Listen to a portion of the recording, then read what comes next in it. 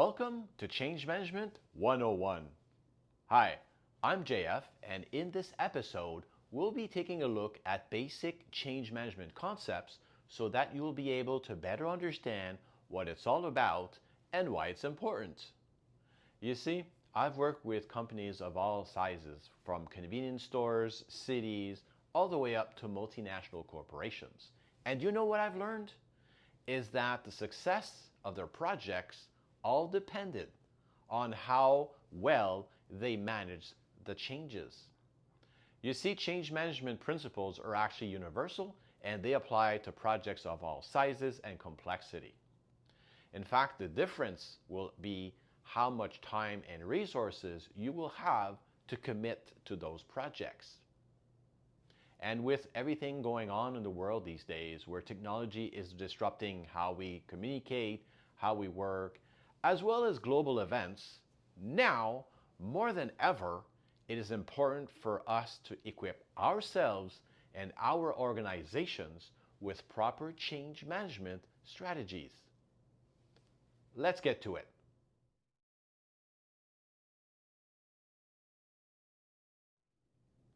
So what is change management? Well, let's take a look at a definition. Change management is defined as the systematic approach to dealing with the transition or transformation of an organization's goals, processes, or technologies. Wow, that's a lot of words. Let's go down to basics, shall we? So let's define point A as your current state and point B as your future state or the goal that you're trying to reach. For example, you may be looking to open a new factory, or implementing a new software for your account team, or even a strategy that will allow your sales team to get more revenue. And typically, how would you go about that? Well, that's what projects are for, right? I'm sure you're all familiar with the projects. You've worked on them. And typically that is governed by project management, right? So that is the discipline that will get you from point A to B with the resources, the timeline, and the money to get there. So it's the how. Change management is a bit different. Its goal is to make sure that you plan and deal with the impacts of going from A to B, right? Let me say that again. It's dealing with the impacts of going from A to B, because everything that you're going to be putting in place will change how people either work, communicate, or actually deliver. And that's very important. And depending on the complexity of your projects, you can have your project management team do the change management activities. But if you are dealing with a very complex change where there'll be a lot of impacts, you should consider naming a change manager or even a change management team that will be working hand in hand with the project management team, because both of them have to work side by side. Change management, although it does have its own methodologies, even some certification path, it still should be seen as an integral part of your project.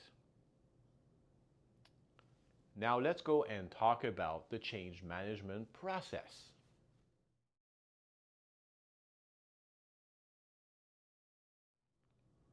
Now that we've talked about what change management is, let's take a look at a few things that you need to consider so that your project is successful.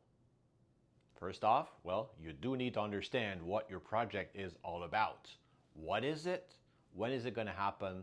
Who's delivering it? And who's sponsoring it, right? You do need to understand which executives came up with the idea or are supporting it.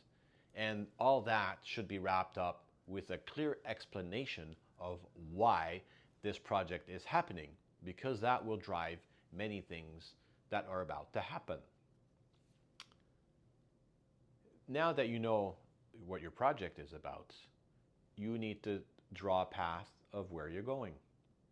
And I'm not talking about the actual steps, right? Remember, project management is how we get from A to B, but we're talking about change management here.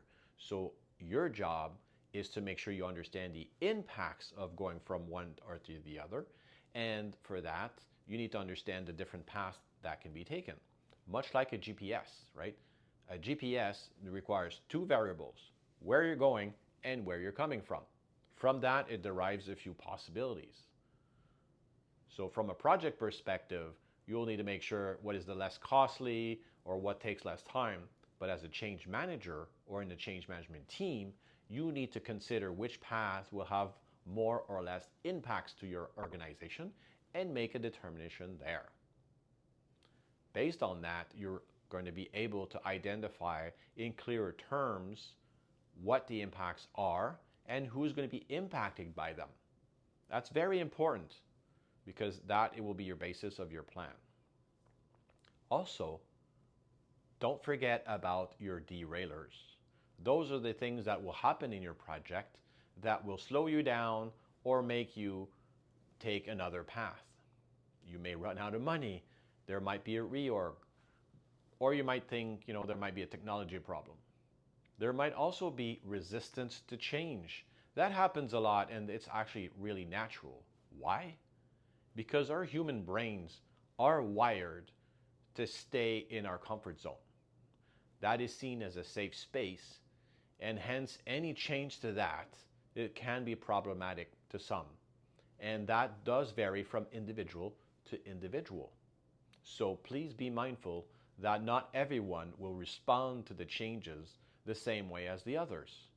So make sure you know your people and you give extra support or motivation for these people. Once you have gathered all that information, it's time to come up with a communication plan. It's all about making sure that people understand the impacts and what you're doing about it. Are you going to do in phases? Is there training? So it's really focusing mostly on the people, not on the technology. The project managers, they have that well in hand. We're really here focusing about the employees, the organization as a whole, and maybe if your change actually impacts external parties like partners or even your customers, you need to make sure that they're involved all the way through. Depending on the length of your project, you may have communications happening every week, every month, every quarter, and if your organization has different tools, well then please leverage them. That can be something like a town hall, they can be web pages, the social media. It's really up to how your organization most efficiently communicates with the people that are impacted with the change. Eventually, of course, things will happen. You will have delivered the project. And that is the time to measure the success of the change. Are people happy? Are they able to perform the work as you expected?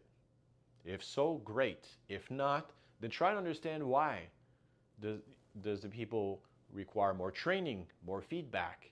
Maybe there's something that you didn't even consider that you must take back to the drawing board and work on it to make everything better.